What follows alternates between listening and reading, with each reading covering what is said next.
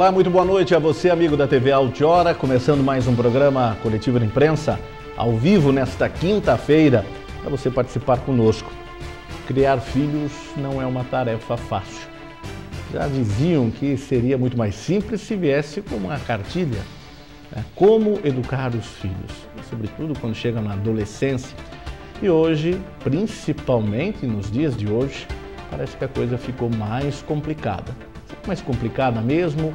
Ou será que nos dias de hoje os problemas eram tão iguais quanto eram no passado, mas antes éramos crianças, adolescentes? É o que nós estaremos falando. E hoje nós vamos acompanhar e saber de um órgão, ou pelo menos de um espaço, mas de um trabalho, de um conselho, que por vezes se torna vilão na boca de muita gente e é usado até por ameaças, mas eles fazem um trabalho maravilhoso. Nós vamos saber um pouquinho do trabalho desses abnegados, desses que lutam e não querem tirar filhos de ninguém, mas querem uma sociedade melhor, uma família mais consciente, um trabalho de pais e mães e professores melhores. O programa Coletivo de Imprensa vai começar a partir de agora com a sua participação.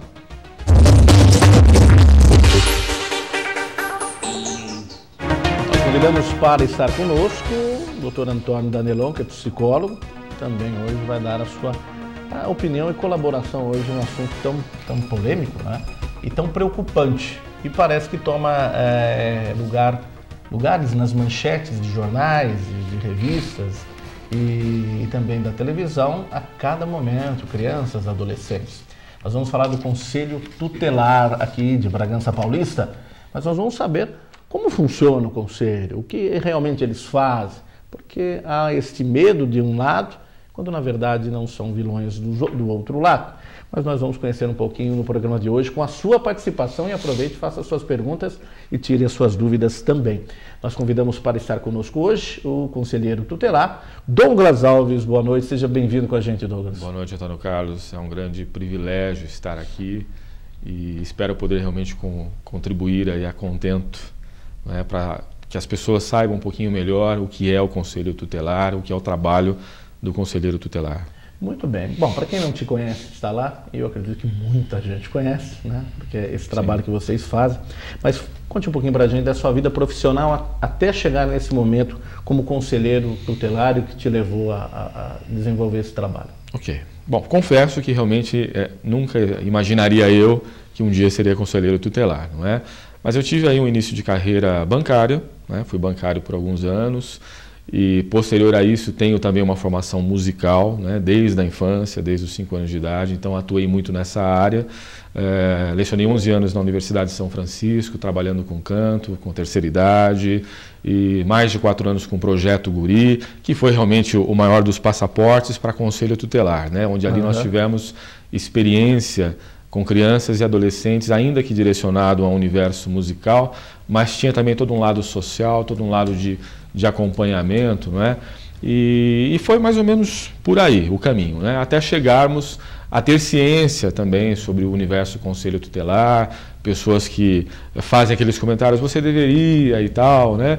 E aí fomos nos informar assim um pouquinho mais e arriscamos participar desse universo e logramos êxito e cá estou já há quase 6 anos. Muito bem, desde 2005, desde agosto de 2005.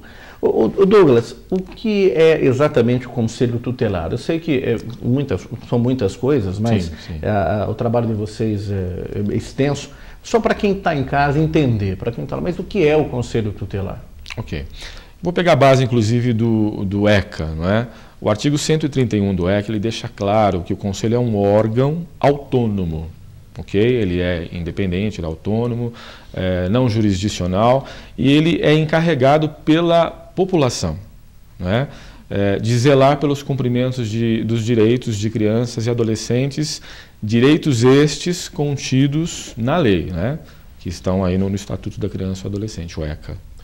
Muito bem. Ainda, eu falei de vilão, ainda vocês são considerados vilões? O tira meu filho, ainda? Eu acredito que popularmente sim, não é? Embora não é essa a prerrogativa maior do Conselho, né? Como dizia, pegando o gancho deste artigo, né, o 131 do ECA, o objetivo maior é fazer valer os direitos. Então é proteger, é orientar, é cuidar, é evitar ocorrências, não é, em que os direitos sejam violados. Então nós estamos lá no Conselho para sermos amigos. Essa é a grande verdade, e não o contrário, não é? Talvez aí, em meio à popularidade, né, que as pessoas acabam tendo de conhecimento do Conselho ou da necessidade de recorrer ao Conselho, imaginam que levar o filho lá é uma ação em que o problema será resolvido, mas no teor de que nós, quanto vilões, não é? Vamos exercer a função de repreendê-lo, né? Assumir aquela função do pai. Na verdade, não é bem por aí. Não é esse o caminho. Não. Mas nós vamos conhecer bastante o Conselho Tutelar de hoje, aqui no programa Coletivo de Imprensa. E você tem o seu espaço para contribuir conosco e nos ajudar a também fazer mais um belo programa. Você pode ligar para a TV Altiora, 2277-0905, faça a sua pergunta, participe conosco. Se preferir não se identificar, só comunicar também a atendente. Se preferir, você pode usar também o e-mail coletivodeImprensa@altioratv.com. Faça a sua pergunta hoje para o Douglas Alves, que é o conselheiro tutelar. Antônio Danelão, boa noite, seja bem-vindo com a gente mais um programa Coletivo de Imprensa. Muito obrigado, muito boa noite, Antônio Carlos, boa noite, conselheiro Douglas. Boa noite. Vamos falar, conselheiro, sobre educação. O senhor é a favor que os pais apliquem corretivos aos filhos?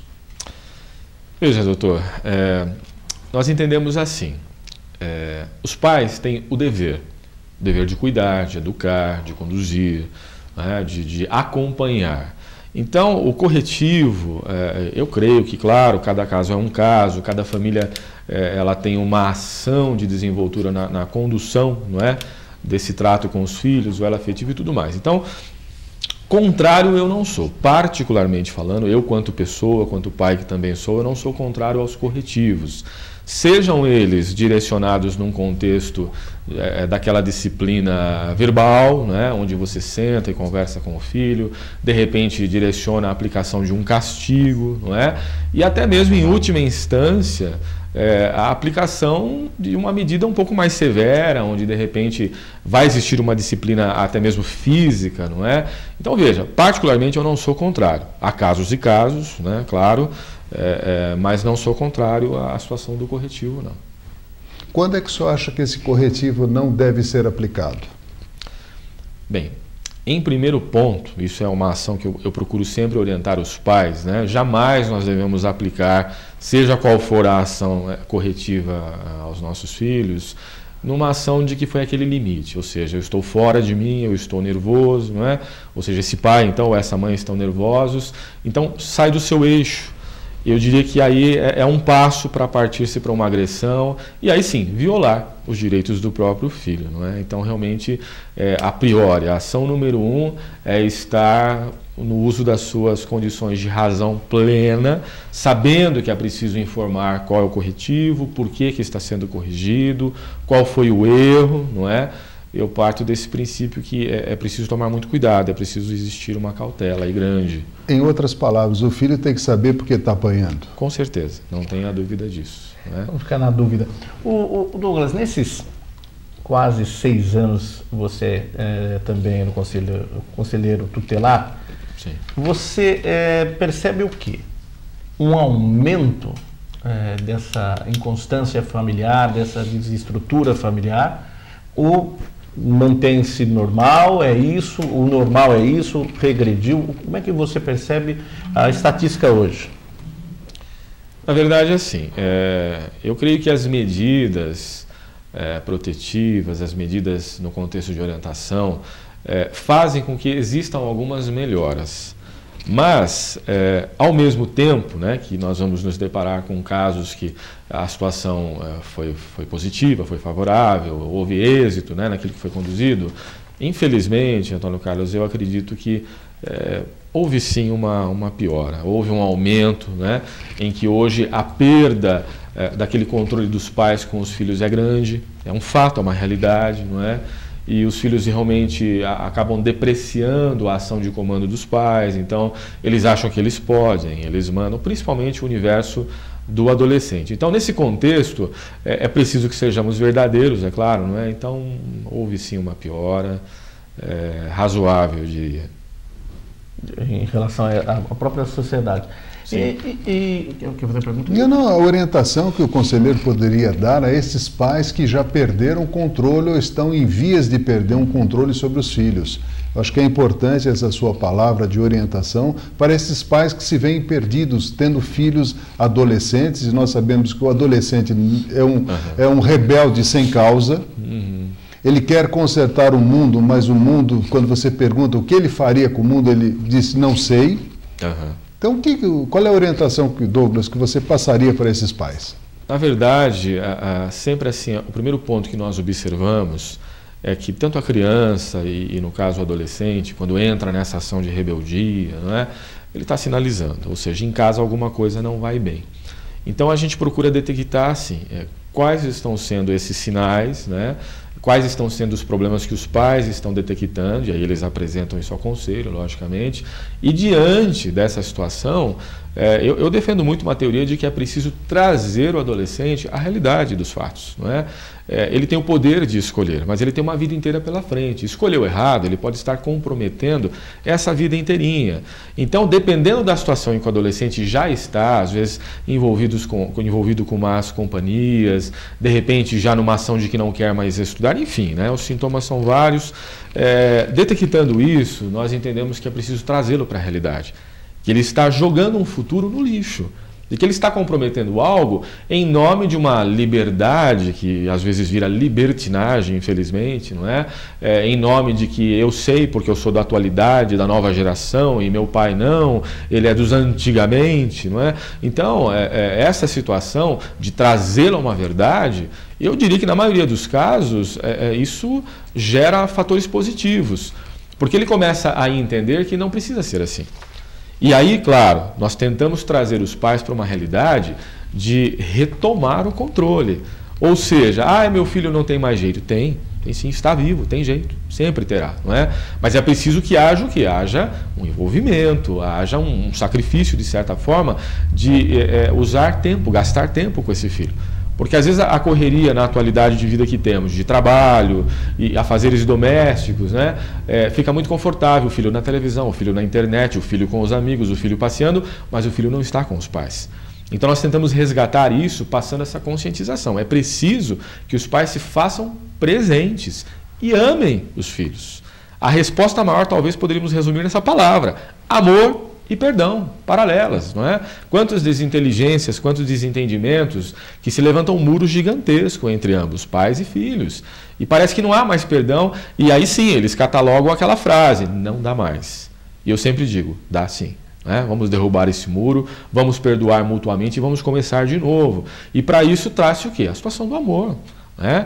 Porque são filhos que foram gerados e acreditamos o quê? Que houve amor para isso, não foi inconsequente, ainda que há casos, né, desse teor, mas digamos, acreditamos sim que houve amor, há amor. Então a gente orienta para se resgatar isto e em meio a isso um acompanhamento. Os pais precisam ficar perto, próximo, saber a vida que o filho tem e que isso é importante para esses filhos saberem que os pais estão ali, conectados com eles.